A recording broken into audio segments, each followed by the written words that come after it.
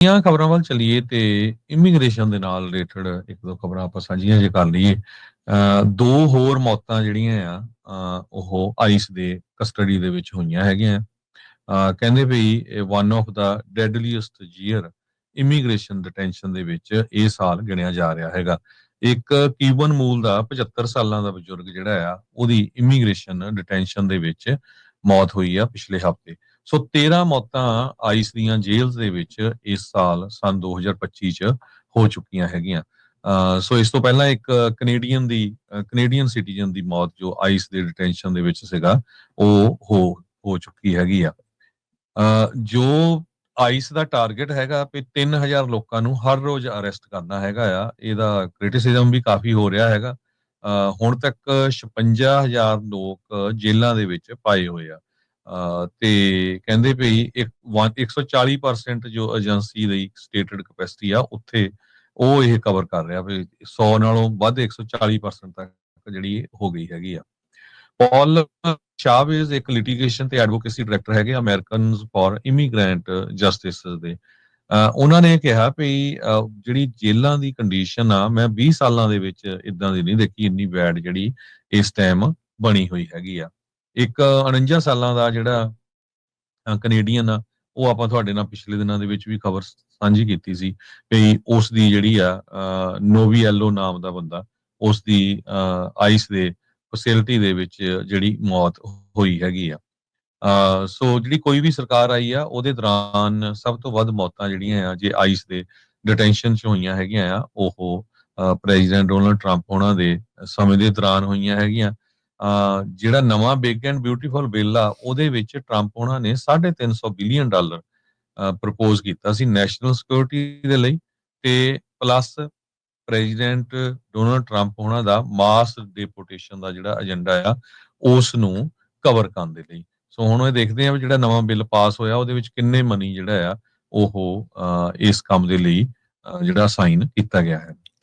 ਜੀ ਤੇ ਹਰਜੋਤ ਸਿੰਘ ਜੀ, ਅਗਲੀ ਖਬਰ ਜਿਹੜੀ ਆਪਣੇ ਗਵਾਂਢੀ ਮੁਲਕ ਕੈਨੇਡਾ ਤੇ ਨਾਲ ਜਿਹੜਾ ਭਾਰਤ ਨਾਲ ਸੰਬੰਧਿਤ ਆ ਵੀ ਦੀਆਂ ਖਬਰਾਂ ਵੱਲ ਚੱਲੀਏ ਤੇ ਇਮੀਗ੍ਰੇਸ਼ਨ ਦੇ ਨਾਲ ਰਿਲੇਟਡ ਇੱਕ ਦੋ ਖਬਰਾਂ ਆਪਾਂ ਸਾਂਝੀਆਂ ਜੇ ਕਰ ਲਈਏ। ਦੋ ਹੋਰ ਮੌਤਾਂ ਜਿਹੜੀਆਂ ਆ ਉਹ ਆਈਸ ਦੇ ਕਸਟਡੀ ਦੇ ਵਿੱਚ ਹੋਈਆਂ ਹੈਗੀਆਂ। ਕਹਿੰਦੇ ਵੀ one of the deadliest year immigration detention ਦੇ ਵਿੱਚ ਇਹ ਸਾਲ ਗਿਣਿਆ ਜਾ ਰਿਹਾ ਹੈਗਾ। ਇੱਕ ਕੀਬਨ ਮੂਲ ਦਾ 75 ਸਾਲਾਂ ਦਾ ਬਜ਼ੁਰਗ ਜਿਹੜਾ ਆ ਉਹਦੀ ਇਮੀਗ੍ਰੇਸ਼ਨ ਡਿਟੈਂਸ਼ਨ ਦੇ ਵਿੱਚ ਮੌਤ ਹੋਈ ਆ ਪਿਛਲੇ ਹਫ਼ਤੇ। ਸੋ 13 ਮੌਤਾਂ ਆਈਸ ਦੀਆਂ ਜੇਲ੍ਹ ਦੇ ਵਿੱਚ ਇਸ ਸਾਲ ਸਨ 2025 ਚ ਹੋ ਚੁੱਕੀਆਂ ਹੈਗੀਆਂ। ਸੋ ਇਸ ਤੋਂ ਪਹਿਲਾਂ ਇੱਕ ਕੈਨੇਡੀਅਨ ਸਿਟੀਜ਼ਨ ਦੀ ਮੌਤ ਜੋ ਆਈਸ ਦੇ ਡਿਟੈਂਸ਼ਨ ਦੇ ਵਿੱਚ ਸੀਗਾ ਉਹ ਹੋ ਚੁੱਕੀ ਹੈਗੀ ਆ। ਜੋ ਆਈਸ ਦਾ ਟਾਰਗੇਟ ਹੈਗਾ ਵੀ 3000 ਲੋਕਾਂ ਨੂੰ ਹਰ ਰੋਜ਼ ਅਰੈਸਟ ਕਰਨਾ ਹੈਗਾ ਆ। ਇਹਦਾ ਕ੍ਰਿਟਿਸਿਜ਼ਮ ਵੀ ਕਾਫੀ ਹੋ ਰਿਹਾ ਹੈਗਾ। ਹੁਣ ਤੱਕ 56000 ਲੋਕ ਜੇਲ੍ਹਾਂ ਦੇ ਵਿੱਚ ਪਾਏ ਹੋਏ ਆ।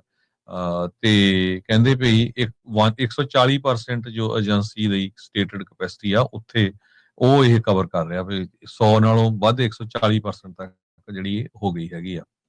ਪੌਲ ਚਾਵੇਜ਼ ਇੱਕ ਲਿਟੀਗੇਸ਼ਨ ਤੇ ਐਡਵੋਕੇਸੀ ਡਾਇਰੈਕਟਰ ਹੈਗੇ ਅਮਰੀਕਨਜ਼ ਫॉर ਇਮੀਗ੍ਰੈਂਟ ਜਸਟਿਸ ਦੇ। ਉਹਨਾਂ ਨੇ ਕਿਹਾ ਵੀ ਜਿਹੜੀ ਜੇਲ੍ਹਾਂ ਦੀ ਕੰਡੀਸ਼ਨ ਆ ਮੈਂ 20 ਸਾਲਾਂ ਦੇ ਵਿੱਚ ਇਦਾਂ ਦੀ ਨਹੀਂ ਦੇਖੀ ਇੰਨੀ ਬੈਡ ਜਿਹੜੀ ਇਸ ਟਾਈਮ ਬਣੀ ਹੋਈ ਹੈਗੀ ਆ। ਇੱਕ 49 ਸਾਲਾਂ ਦਾ ਜਿਹੜਾ ਕੈਨੇਡੀਅਨ ਆ ਉਹ ਆਪਾਂ ਤੁਹਾਡੇ ਨਾਲ ਪਿਛਲੇ ਦਿਨਾਂ ਦੇ ਵਿੱਚ ਵੀ ਖਬਰ ਸਾਂਝੀ ਕੀਤੀ ਸੀ ਵੀ ਉਸ ਦੀ ਜਿਹੜੀ ਆ ਨੋਵੀਐਲੋ ਨਾਮ ਦਾ ਬੰਦਾ ਉਸ ਦੀ ਆਈਸ ਦੇ ਫੈਸਿਲਿਟੀ ਦੇ ਵਿੱਚ ਜਿਹੜੀ ਮੌਤ ਹੋਈ ਹੈਗੀ ਆ। ਸੋ ਜਿਹੜੀ ਕੋਈ ਵੀ ਸਰਕਾਰ ਆਈ ਆ ਉਹਦੇ ਦੌਰਾਨ ਸਭ ਤੋਂ ਵੱਧ ਮੌਤਾਂ ਜਿਹੜੀਆਂ ਆ ਜੇ ਆਈਸ ਦੇ ਡਿਟੈਂਸ਼ਨ ਚ ਹੋਈਆਂ ਹੈਗੀਆਂ ਆ ਉਹ ਪ੍ਰੈਜ਼ੀਡੈਂਟ ਡੋਨਲਡ ਟਰੰਪ ਉਹਨਾਂ ਦੇ ਸਮੇਂ ਦੇ ਦੌਰਾਨ ਹੋਈਆਂ ਹੈਗੀਆਂ। ਜਿਹੜਾ ਨਵਾਂ ਬਿਗ ਐਂਡ ਬਿਊਟੀਫੁਲ ਬਿੱਲ ਆ ਉਹਦੇ ਵਿੱਚ ਟਰੰਪ ਉਹਨਾਂ ਨੇ 350 ਬਿਲੀਅਨ ਡਾਲਰ ਪ੍ਰਪੋਜ਼ ਕੀਤਾ ਸੀ ਨੈਸ਼ਨਲ ਸਿਕਿਉਰਿਟੀ ਦੇ ਲਈ ਤੇ ਪਲੱਸ ਪ੍ਰੈਜ਼ੀਡੈਂਟ ਡੋਨਲਡ ਟਰੰਪ ਉਹਨਾਂ ਦਾ ਮਾਸ ਡਿਪੋਰਟੇਸ਼ਨ ਦਾ ਜਿਹੜਾ ਏਜੰਡਾ ਆ ਉਸ ਨੂੰ ਕਵਰ ਕਰਨ ਦੇ ਲਈ। ਸੋ ਹੁਣ ਇਹ ਦੇਖਦੇ ਆ ਵੀ ਜਿਹੜਾ ਨਵਾਂ ਬਿੱਲ ਪਾਸ ਹੋਇਆ ਉਹਦੇ ਵਿੱਚ ਕਿੰਨੇ ਮਨੀ ਜਿਹੜਾ ਆ ਉਹ ਇਸ ਕੰਮ ਦੇ ਲਈ ਜਿਹੜਾ ਸਾਈਨ ਕੀਤਾ ਗਿਆ ਹੈ। ਜੀ ਤੇ ਹਰਜੋਤ ਸਿੰਘ ਜੀ, ਅਗਲੀ ਖਬਰ ਜਿਹੜੀ ਆਪਣੇ ਗਵਾਂਢੀ ਮੁਲਕ ਕੈਨੇਡਾ ਤੇ ਨਾਲ ਜਿਹੜਾ ਭਾਰਤ ਨਾਲ ਸੰਬੰਧਿਤ ਆ ਵੀ